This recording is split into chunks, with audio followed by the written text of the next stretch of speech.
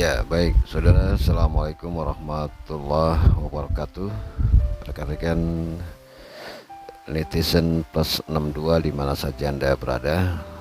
Mudah-mudahan Anda saat ini dalam keadaan sehat jasmani dan rohani, ya, tidak kurang suatu apapun. Baik, untuk video kali ini saya cobakan mereaction ini satu buah video dari YouTuber Malaysia, ya, yang membahas mengenai Sabah dan Sarawak saat ini sudah dikategorikan sebagai suatu wilayah, jadi bukan suatu negeri lagi, ya, karena memang di Malaysia ini sistem yang digunakan adalah sistem monarki dan itu menganut kabinetnya adalah kabinet parlementer, ya, dimana masing-masing partai-partai yang ada di sana itu memang dipilih secara demokratis untuk menentukan siapa yang menjadi Perdana Menteri, kemudian yang di Pertuan Agung kemudian dipilih berdasarkan raja-raja yang dipilih selama 5 tahun sekali. Dan tentunya belakangan ini kita banyak mendengar bahwa Sabah yang dulunya dianggap sebagai negeri, setelah Indonesia memindahkan rencana memindahkan ibu kota dari Jakarta ke Kalimantan yang berdekatan sekali dengan Sabah dan Sarawak, kemudian Malaysia menjadikan Sabah dan Sarawak bukan lagi sebuah negeri tetapi sebuah wilayah persekutuan. Oke, untuk lebih jelasnya coba kita dengarkan dulu video berikut ini.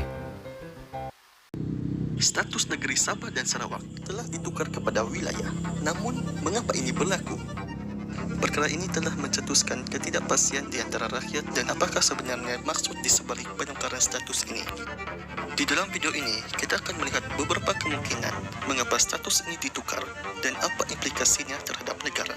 Mari kita teruskan.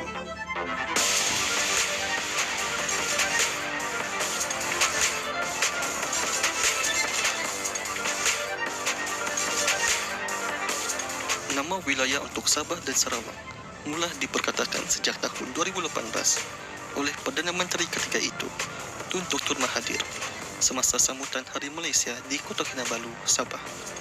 Beliau menegaskan bahawa Sabah dan Sarawak adalah sebuah wilayah rakan sekutu yang seangkatan bersama-sama Tanah Melayu dan Singapura pada masa itu. Dan pada tahun-tahun berikutnya, status rakan sekutu perlahan-lahan ditukar kepada negeri-negeri di Malaysia.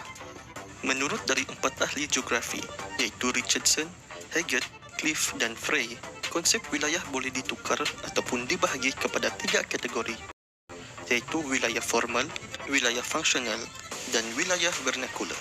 Wilayah formal adalah sebuah wilayah yang dicirikan berdasarkan keseragaman atau homogen yang mirip seperti karakter sosio-budaya atau karakter biofizikal. Wilayah formal dapat dibuktikan secara berfakta dan jelas. Sebagai contoh, bahasa Sabah adalah berlainan dengan bahasa Sarawak, begitu juga untuk bahasa dari Tanah Melayu.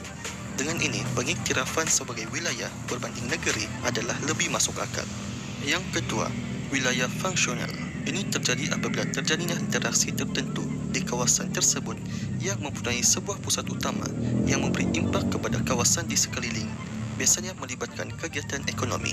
Sebagai contoh, gempa bumi di Sabah yang berlaku pada tahun 2015 bermula dan berpusat dari Ranau. Namun gelombang gempa bumi turut boleh dirasai di kawasan sekelilingnya, seperti bandar Kota Kinabalu dan Sandakan.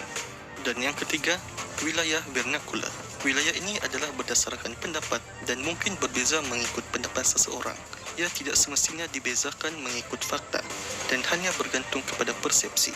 Sebagai contoh mudah, jika saya bertanya kepada anda, di manakah kawasan paling utara di Borneo? Mungkin anda akan berkata Sabah adalah kawasan utara Borneo. Namun ada juga yang akan menjawab Kudat, iaitu sebuah daerah yang paling utara di Sabah. Kedua-dua jawapan ini adalah benar. Antara ketiga-tiga kategori wilayah ini, yang mana satukah merujuk kepada Sabah dan Sarawak? Besar kemungkinan ia merujuk kepada wilayah formal, di mana ia dapat dibuktikan secara berfakta dan jelas. Dengan pembahagian ini, kita dapat membezakan dan membahagi wilayah-wilayah Malaysia kepada 3 bahagian, iaitu Tanah Melayu, Sarawak dan Sabah.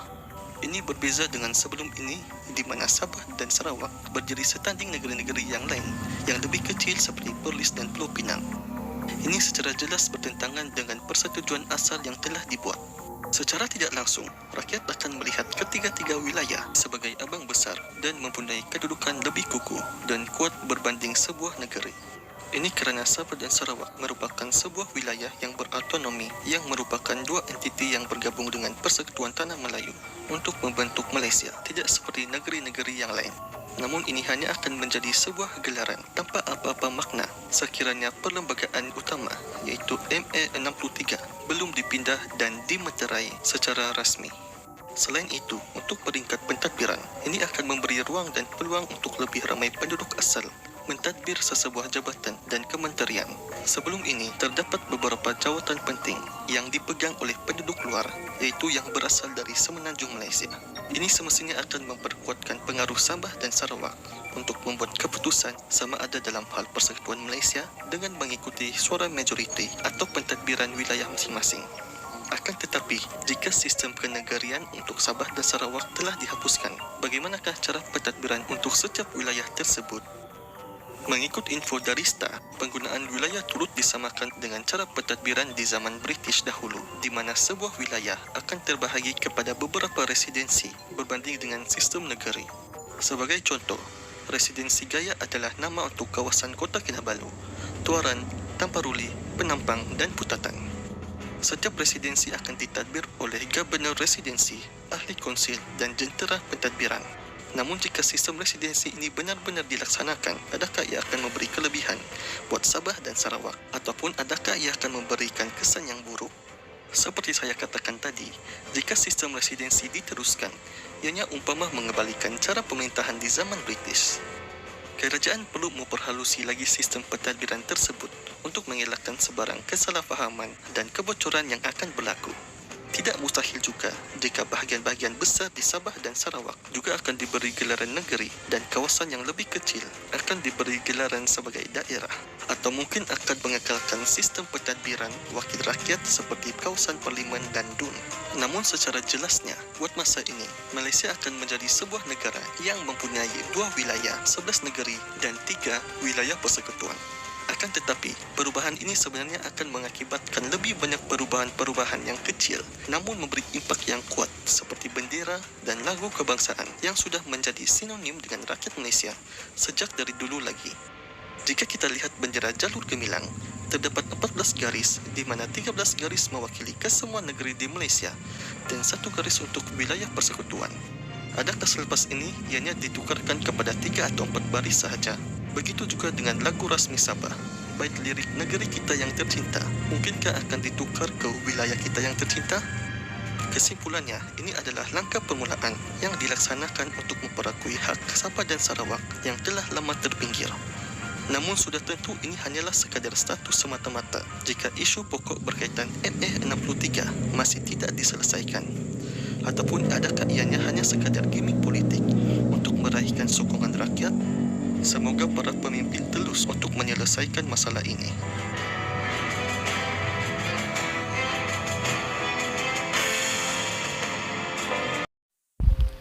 Nah, itulah saudara satu video dari Malaysia mengenai tentang kedudukan Sabah dan Sarawak sebagai sekarang ini dinyatakan sebagai sebuah wilayah, bukan lagi sebuah negeri, di mana memang dalam perjanjian MA63 dalam pembentukan oleh British memang antara semenanjung Melayu dengan daerah Sabah dan Sarawak ini berbeda ya, karena mereka sama-sama dijajah oleh Inggris tapi memang diberikan kemerdekaan yang berbeda.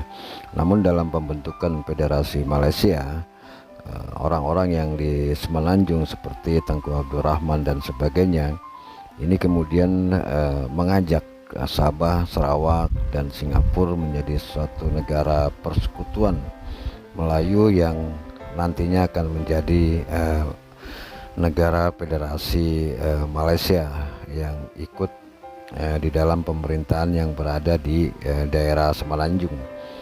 Namun belakangan setelah Sabah dan Sarawak kemudian Singapura mengikut ke dalam Federasi Malaysia, perubahan ini terjadi dan malah Sabah dan Sarawak kemudian diganti posisinya menjadi sebuah negeri, yaitu suatu perkumpulan yang kecil yang tidak mempunyai kedudukan apapun dan tidak leluasa dalam mengembangkan wilayahnya. Tentunya semua kekuasaan berada di daerah Semenanjung, bukan lagi di Sabah dan Sarawak. Demikian juga dengan Singapura yang pada akhirnya dengan kerusuhan 13 Mei 1969 Singapura kemudian dikeluarkan dari Federasi Malaysia dan membentuk suatu negara republik yang memang kita ketahui Singapura adalah mayoritas diduduki oleh etnis Cina ya. Nah, sekarang ini bagaimana posisinya Sabah dan Sarawak setelah beliau dinyatakan sebagai wilayah yang mungkin kedudukannya akan sama dengan daerah-daerah di Semenanjung.